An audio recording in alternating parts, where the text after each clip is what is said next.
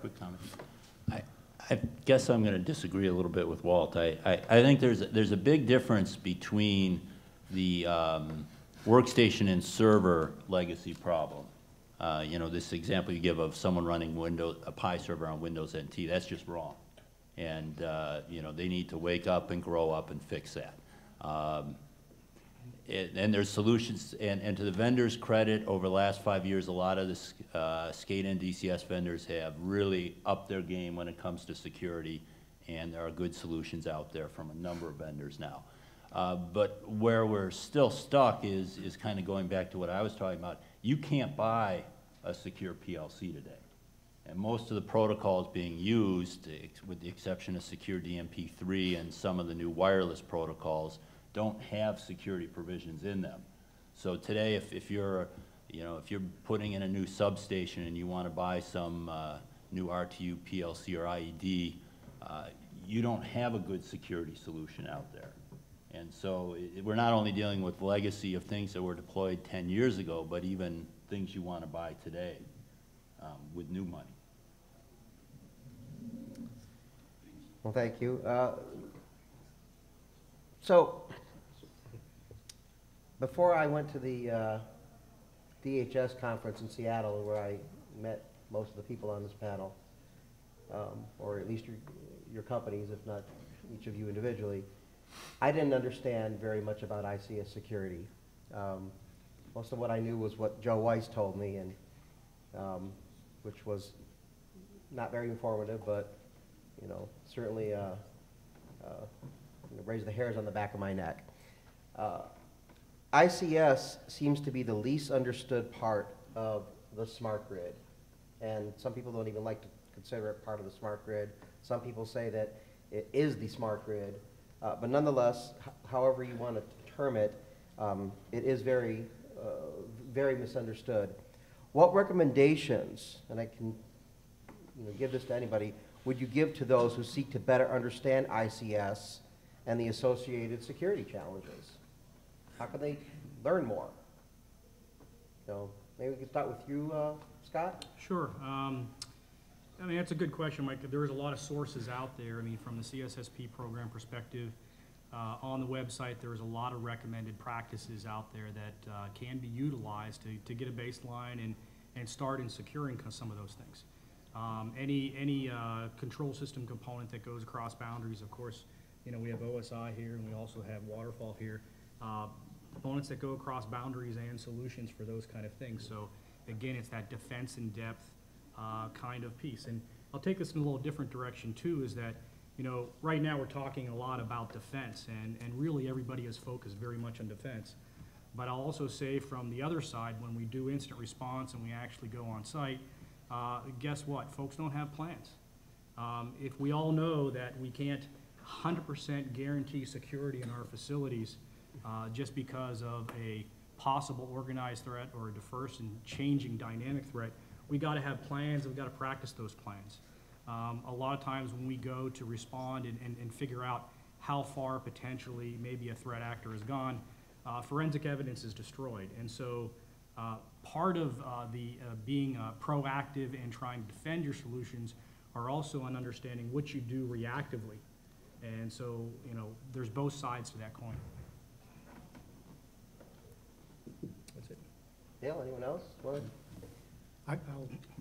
Go ahead. take maybe a slightly different tact on that question about how to learn more about control systems. And the approach is really this. My experience tells me that there is a high observation of tunnel vision when it comes to control systems. We're pretty tight-knit, clicked, and maybe it's true what you said, that a lot of people don't know about it. But when you really look around, there's some really fantastic examples of control systems. When we were listening to the Green Hills folks talk about the control systems on the Strike Fighter, there's the whole aviation industry that's got controls.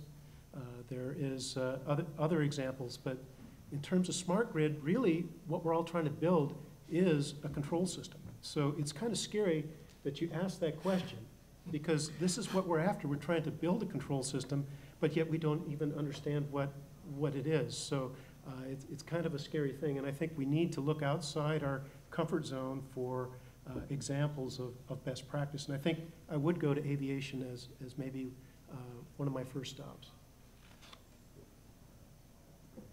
No?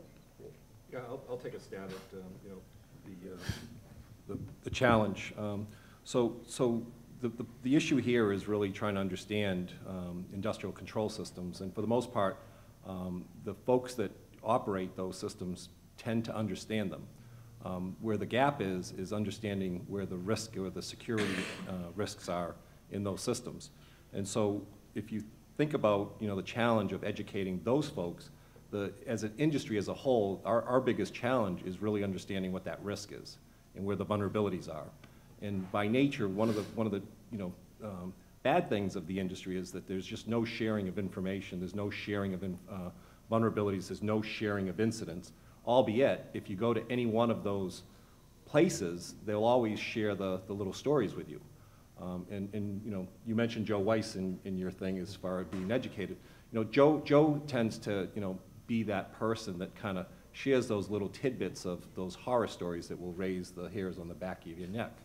And the reality is, yeah, there's a lot of truth to them, and yeah, it's happened everywhere. And for the asset owners that are in this room, you can look back and recall when an incident happened at your place. And the issue is, okay, so what happened?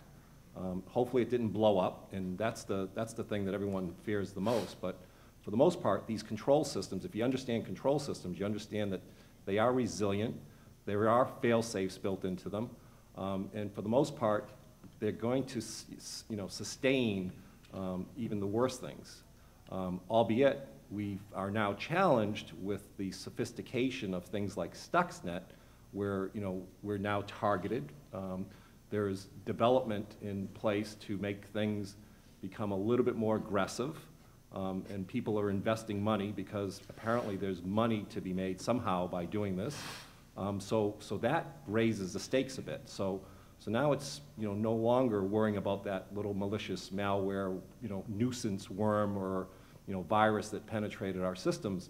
We really got to be thinking about life and limb, and do we really trust these systems? So our approach in trying to educate the operators of these systems how to deal with security is we really are trying to shift their culture and really move them and get them to realize that one of the biggest challenges that these organizations face is that their culture is not that of a security culture.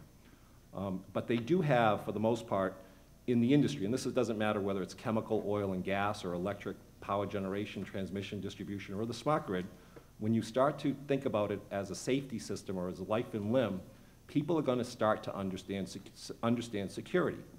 And then when they get that, then the next challenge will be, okay, how do I manage these systems? How do I manage change?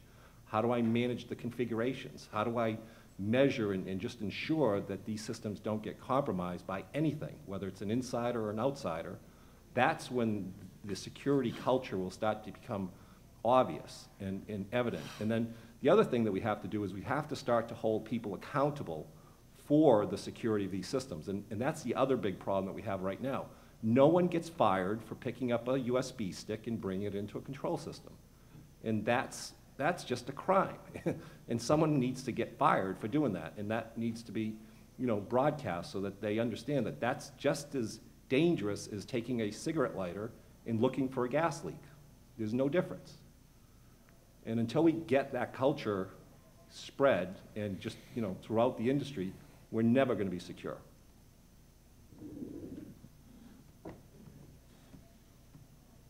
Come on, Dale, you gotta have something. I was just thinking that the Industrial Defender team probably takes their laptops into control systems with USB sticks. I know we do.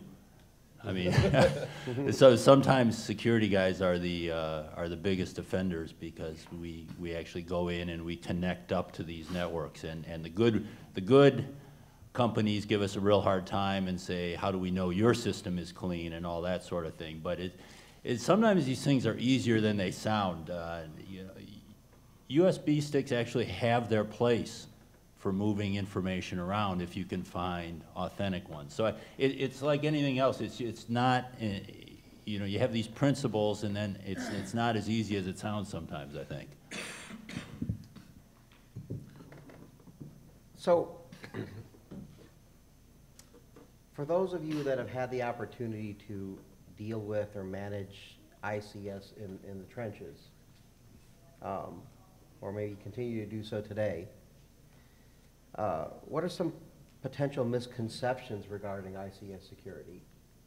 Are there any true misconceptions people may have today, or?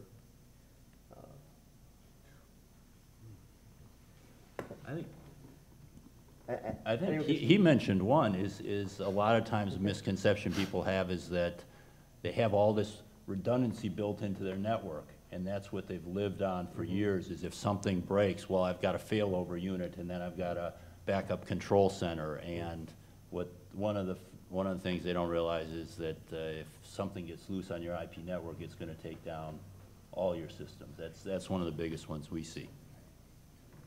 I think the other one is just my system is air gap. There's no connectivity to the outside world, you know? Or I've got a firewall, I'm secure. Those are the big ones. And the fact is, they were probably designed with that paradigm in That's right. place. I mean, again, it's been 20 years since I've been in the trenches. Yeah. And back then, we had the large air gap. The floor was controlled. Right. And so therefore, you designed it based upon that. But guess what? Things change. That's right. That's right. I mean, of all the assessments and work that we've done, and Dale, you've done a lot, I'm sure. You walk into a plant, and the first thing you ask for is the diagram, right? Show me what your network looks like. And there isn't a utility out there that understands it. And one of the sessions just before this, it was all about assessing how many applications you have. Oh, we think we got 200, 300, 3,000. Well, you know, if you just think of your network and connectivity, how do you even know what you've got? There's been things added over the years, and no one maintains that. No one really understands that. And we spend a lot of time just, you know, walking cables and looking for those rogue connections and loops and things. It's just amazing, absolutely amazing. It's scary. That's the stuff that raises, you know, the hair on the back of your neck. I guess another fallacy that it was touched on earlier, but it is this notion of technology that gets to a point in its life cycle that I classified as being fragile technology. And it basically means hands off. You do not touch it. It doesn't mean if you know there's a vulnerability, but the risk of touching it is worse than living with the known vulnerabilities. So just need to be aware that those systems do get to that point in their life cycle. And you know, the fallacy that control systems can go in and not be maintained, that does have to be broken somehow. Yeah, I think the other issue on that too is the people factor. The people that understand how those things work are typically no longer there. So even though the stuff is still there, no one wants to touch it because no one knows, you know, what happens and who knows how to fix that or program that. And that's a big problem too. Well, Lior, I'm sure because you was, you know, one of your sessions was very interesting. I'm sure you run into people all the time that claim, you know what, I got a firewall, and it's a great firewall, and I'm protected, and I really don't need to worry about this whole bidirectional issue. Do you run into that, and how do you actually, you know, sort of like convince these people that, you know, they're potentially incorrect in their assumptions? Well, first of all, we get these reactions much less these days than, let's say, a year ago or 2 years ago. Mainly because of awareness. A lot of work done by the DHS, and you know, to expose the risks and to educate people that this risk is not something that is a potential theoretical risk, but something that is real. And today, I think that, you know, it is perceived correctly that software can secure you against software up to a specific, you know, extent. And above that, you need something stronger than software to protect you from software attacks. So in this regard, I think that we, you know, we made a big leap in the understanding of what is the risk and what should be done.